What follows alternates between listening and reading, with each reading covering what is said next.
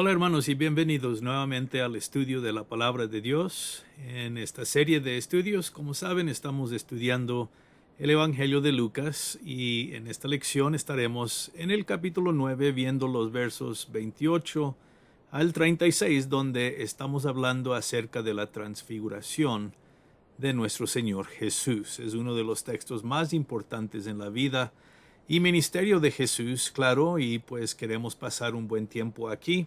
Vamos a comenzar como siempre hacemos, dando lectura de los primeros cuantos versos. Ya después comenzaremos dando nuestros comentarios. Dice así la palabra, comenzando en el verso 28, Lucas capítulo 9.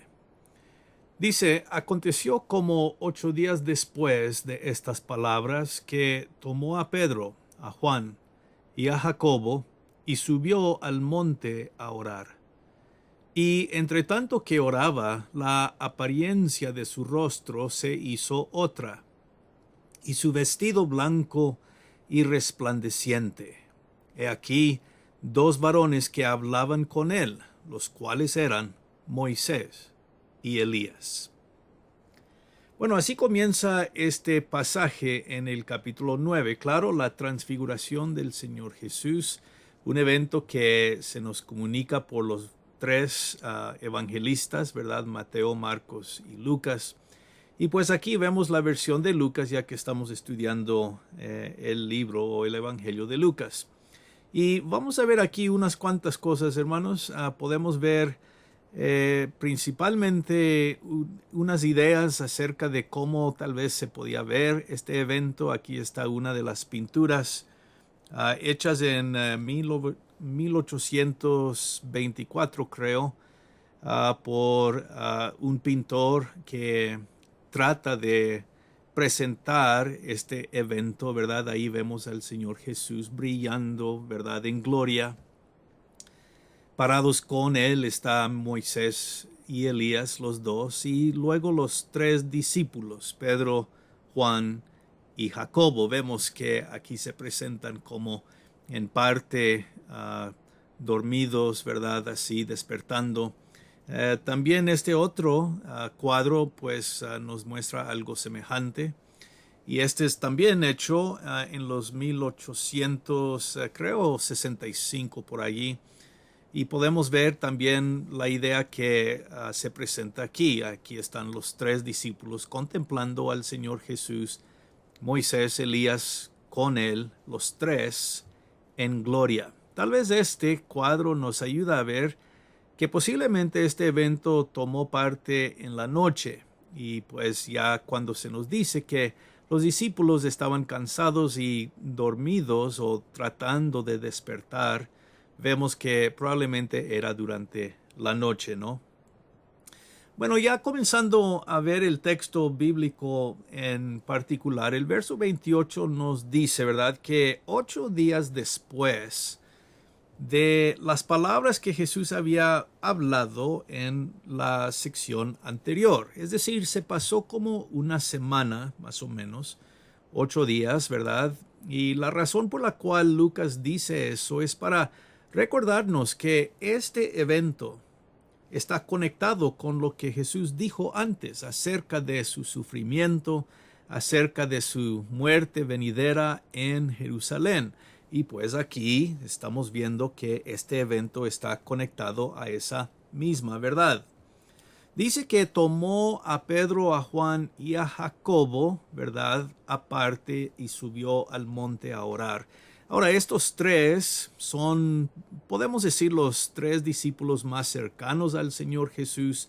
Hemos visto en otros lugares, ¿verdad?, cuando Jesús toma solo a estos 3 consigo. El capítulo 8, verso 51 en Lucas nos recuerda del momento cuando Jesús tomó a los 3 para entrar a la habitación de la niña de Jairo, cuando la iba a resucitar. Eran estos mismos 3. Y pues como sabemos de otros textos, el Señor hace esto de vez en cuando con estos 3 discípulos, los más cercanos, vamos diciendo, al Señor. Dice el verso 28 también que subió al monte. Ahora, Lucas no especifica cuál monte era. Hay algunas ideas, pero parece que era un monte conocido, ya que solo lo llama el monte. Simbólicamente hablando, pues Jesús subir al monte en oración nos recuerda de varios eventos cuando profetas hicieron lo mismo. El mismo Elías, recordando cuando él subió el monte de Sinaí para hablar con Dios. Moisés también, ¿verdad? Los dos. Aquí Moisés en el monte de Sinaí, en la experiencia de que Moisés pasó con Dios. Éxodo capítulo 24, capítulo 34 nos hablan de estas verdades, ¿verdad? Así que hay una conexión aquí, especialmente con los que vemos a Elías y a Moisés que se presentan. Pero Lucas nos dice que Jesús hizo esto para orar. Y solo Lucas nos indica que este evento sucedió cuando Jesús estaba en oración. Es uno de los temas importantes en Lucas. Lucas siempre nos habla, nos menciona de momentos especiales cuando Jesús está en oración. Y este era uno de esos momentos, uno de esos eventos, ¿no? Ahora el verso 29 nos sigue hablando, ¿verdad? Y dice que mientras que él oraba, la apariencia de su rostro se hizo otra, dice la Reina Valera, y su vestido blanco y resplandeciente. Como podemos ver, la Reina Valera contemporánea dice que cambió la apariencia de su rostro. Y esto es importante entender lo que está pasando. Jesús, nuestro Señor, mantuvo su forma humana, pero se manifestó su resplandor, su gloria en luz brillante. En otras palabras, el Señor es transformado en su apariencia, pero no en su cuerpo. Él todavía es un ser humano aquí. La humanidad de Jesús no cambia. Pero este evento nos da la indicación, nos ayuda para ver, identifica a Jesús como glorioso, en verdad. Nos recuerda de la presencia de Dios, nos recuerda de momentos cuando se dice lo mismo acerca de Dios, que tiene vestidos resplandecientes, blancas vestiduras, dicen a veces los diferentes textos. Así que el Señor Jesús fue transformado en el sentido de que ya no era solo su aspecto humano, pero su aspecto humano glorificado, luz brillante, resplandeciente, como dice el texto, ¿verdad? Varios textos vienen a nuestra mente otra vez, Éxodo 24, donde Moisés pasó igual en un momento glorioso cuando aparece Dios. Ezequiel capítulo 1 y el verso 4, Ezequiel el profeta también contempla la gloria de Dios, luz brillante, como al igual a Daniel capítulo 10, verso 6. Entonces estos textos nos ayudan para ver que lo que sucede con Jesús aquí, su gloria, luz resplandeciente, brillante, es algo que siempre se menciona con relación a Dios, el Padre. Y pues aquí demuestra la divinidad de Jesús mismo. Las vestiduras blancas a veces, pues sí, nos hablan de la santidad de Dios. Dios es representado por luz brillante, blanca, vestiduras blancas, resplandecientes. Los ángeles a veces también se describen así. Lucas capítulo 24 veremos verso 4 y Hechos capítulo 1 verso 10 son otros textos donde se nos presenta la misma idea de las ropas de los ángeles. La idea es, esta es una cena gloriosa, espectacular, podemos decir, ¿verdad? Bueno, el verso 30 continúa y dice, y he aquí dos varones que hablaban con él, los cuales eran Moisés y Elías. Como ya sabemos y vimos, los dos individuos que aparecen con el Señor Jesús aquí son Moisés y Elías, los dos grandes líderes del pueblo de Dios del Antiguo Testamento, ¿verdad? Muy interesante, los dos se encontraron con Dios en un monte, como ya hemos dicho. Los dos, Moisés y Elías, pues murieron y partieron de esta vida terrenal de una forma muy interesante, muy distinta, ¿verdad? Recordamos a Elías subiendo por el torbellino, cubierto por los carros de fuego, ¿verdad? Y pues Moisés, siendo enterrado por Dios mismo, nos dice Deuteronomio al final de ese libro. Así que los dos experiencias muy interesantes con respecto a la muerte, y aquí pues vemos otra vez que ellos habían pasado tiempo con Dios en los montes. Aquí Jesús, Dios, está pasando tiempo con ellos en un monte. Ahora se piensa que posiblemente lo que estamos viendo aquí es Moisés representando la ley antigua, la ley de Moisés, ¿verdad? Pero más la obra salvadora de Dios del pasado, hablando de el éxodo, ¿verdad? Cómo Dios libró a su pueblo en el tiempo pasado. Elías representando a los profetas, claro, pero muchos judíos pensaban que Elías era una figura escatológica, es decir, pensaban que de alguna manera Elías iba a tener algo que ver con los tiempos del fin.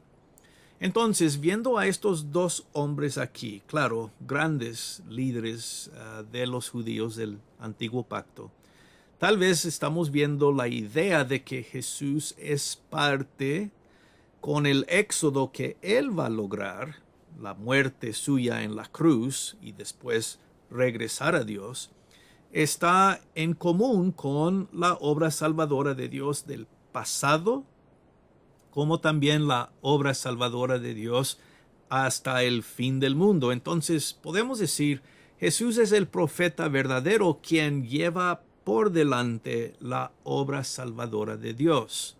Ahora, claro, la cruz de Jesús no tiene comparación.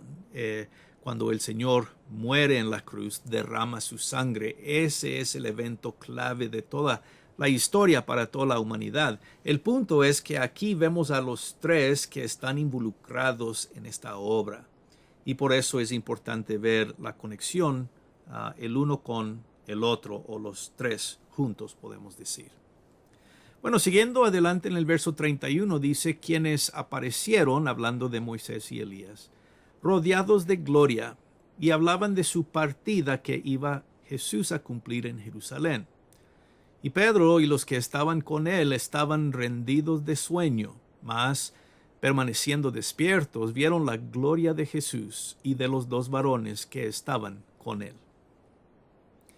Bueno, el texto es claro que nos dice que los dos hombres, Moisés y Elías, estaban rodeados por gloria, es decir, ellos aparecen en gloria, ¿verdad? Lo cual nos reenfatiza la idea de que sí, todavía en su forma de hombres, ¿verdad? El texto los llama hombres, pero un estado glorioso.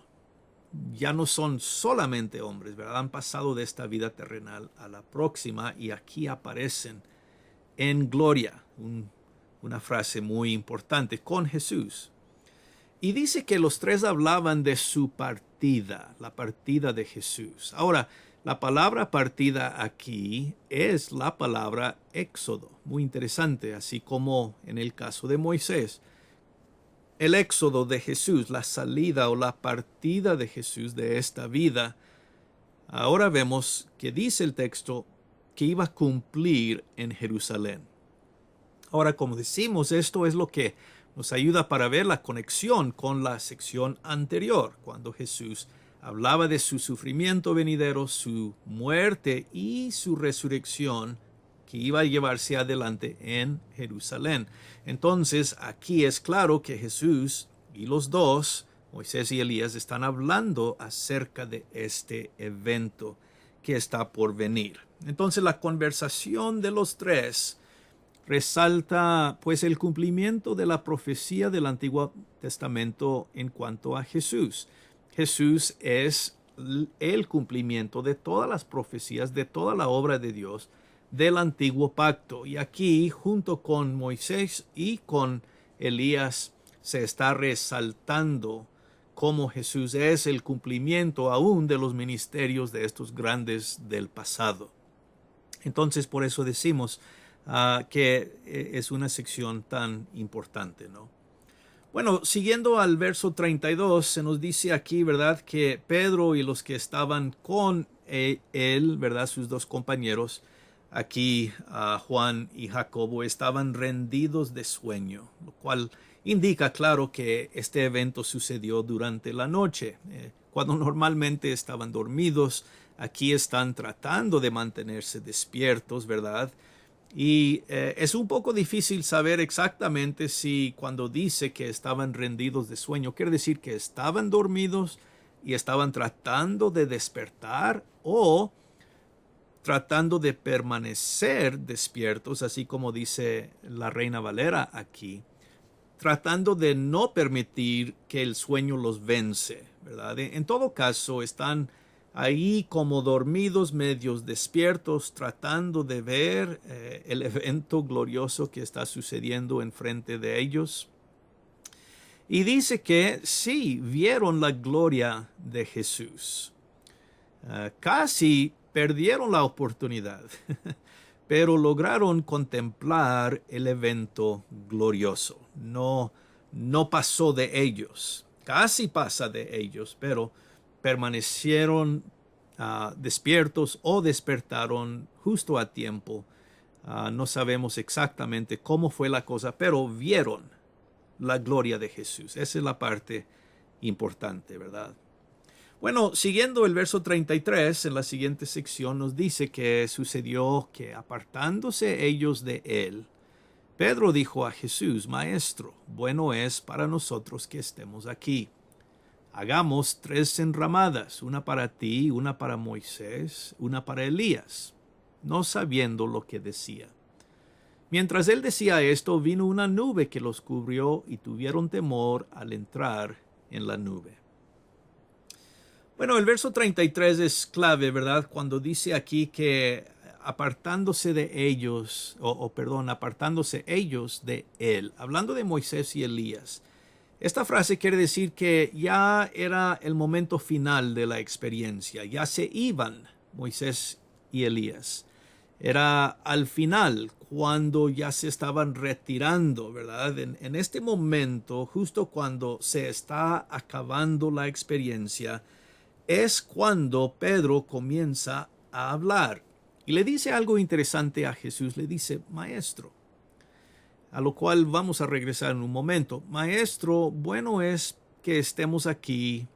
Necesitamos hacer 3 enramadas, una para ti, una para Moisés, la otra para Elías.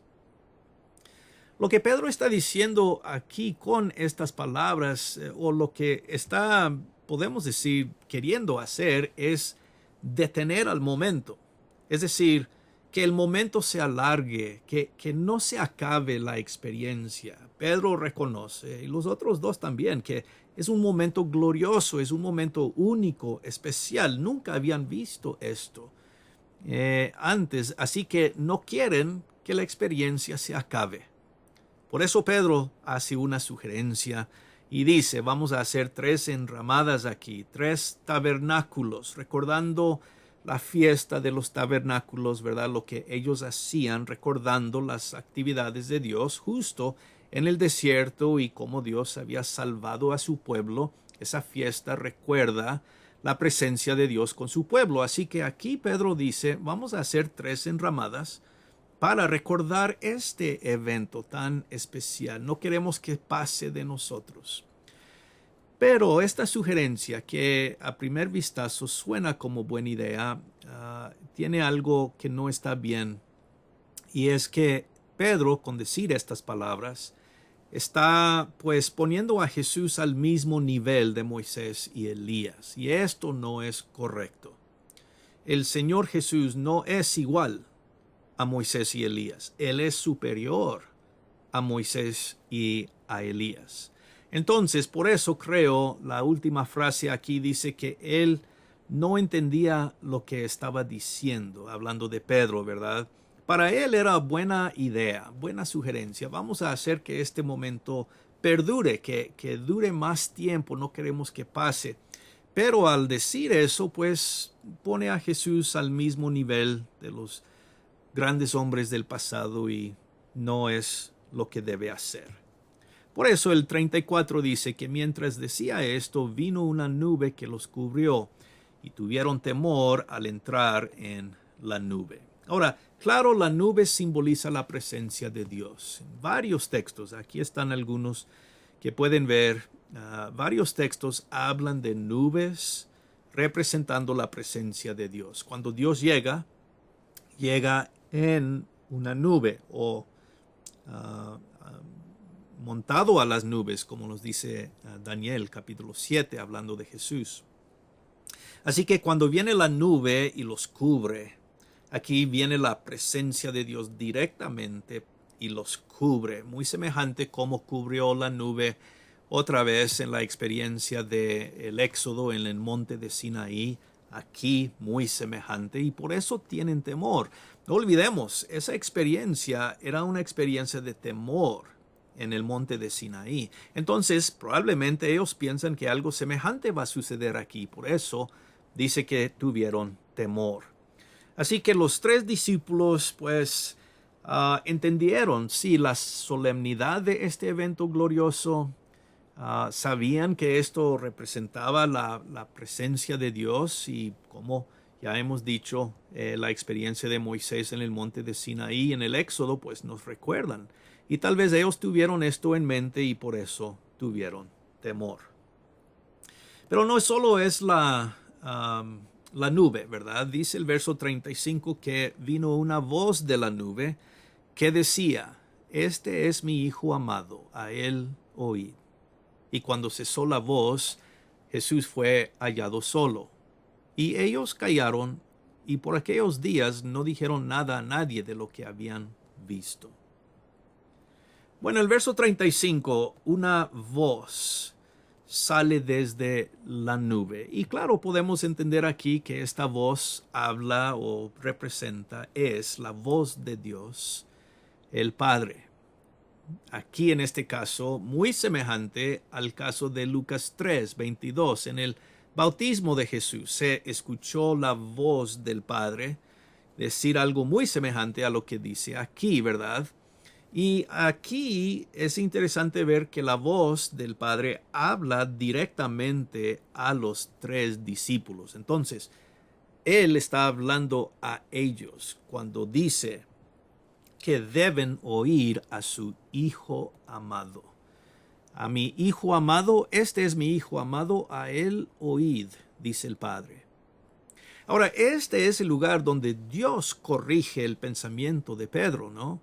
Pedro, poniendo al Señor en el mismo nivel que Moisés y Elías, aquí Dios lo resalta y dice: no, Él es distinto, Él es diferente, Él es mi Hijo, lo cual demuestra la divinidad de Jesús, la relación especial con Dios su Padre. No tuvo Moisés ni Elías una relación tan cercana. Jesús es divino, es el Hijo de Dios, es deidad, así como el Padre y el Espíritu Santo. Así que no es de la misma categoría, no es, vamos diciendo, el mismo nivel, ¿no? Él es superior a los dos. Y pues cuando dice mi Hijo amado, la palabra amado también puede ser entendida como escogido. Y esto es interesante. Jesús es el Hijo de Dios, el profeta de Dios y el siervo escogido de Dios, como Isaías 52 y 53 nos dicen.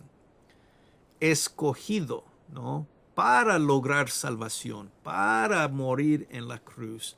Esto habla del plan eterno de Dios desde antes de la fundación del mundo. Jesús fue escogido, dice Pedro, más adelante en su carta, su primera carta, cuando dice: fue escogido como piedra angular, piedra preciosa. Aquí la idea es siervo escogido. Así que no cometamos el error de Pedro aquí, pensar que Jesús es al igual que Moisés y Elías. No, Él es distinto, Él es superior, Él es deidad, Él es Dios mismo, el Hijo de Dios, el Padre. Así que la voz corrige un error, ¿verdad?, de Pedro muy, muy importante. Ahora dice que cuando Dios dejó de hablar, cesó la voz, Jesús fue hallado solo, verso 36. Y ellos callaron. Por aquellos días no dijeron nada a nadie de lo que habían visto. Bueno, todos los evangelistas dicen lo mismo aquí. Cuando la nube termina, cuando la voz deja de hablar, solo está Jesús ahí. Ya no están Moisés, ya no están Elías. Al igual aquí, cuando el momento terminó, solo está el Señor. Esto enfoca la atención de los discípulos, de los apóstoles, en solo Jesús. Sí, fue grande ver a Moisés y Elías ahí, presentes, gloriosos, pero su atención debe estar solamente sobre Jesús y sobre lo que Él está diciendo. A Él oíd, dice. Entonces, las palabras de Jesús son las que deben poner atención los discípulos, solo a las palabras de Jesús, para escucharlas y para obedecerlas también. Y la última cosa que vemos que se nos dice es que no dijeron nada a nadie aquí de lo que habían visto, porque guardaron silencio del evento en aquellos días. Bueno, guardaron esta experiencia para sí. Ya más después la dieron a conocer. Pero en este momento, pues no sabiendo exactamente todo lo que habían contemplado, pensaron que era mejor no decir nada a nadie, pero estar seguros de lo que ellos habían visto.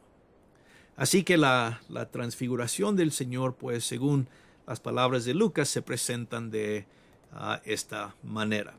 Bueno, un evento glorioso, sí, pero no perdamos el enfoque de todo esto, hermanos.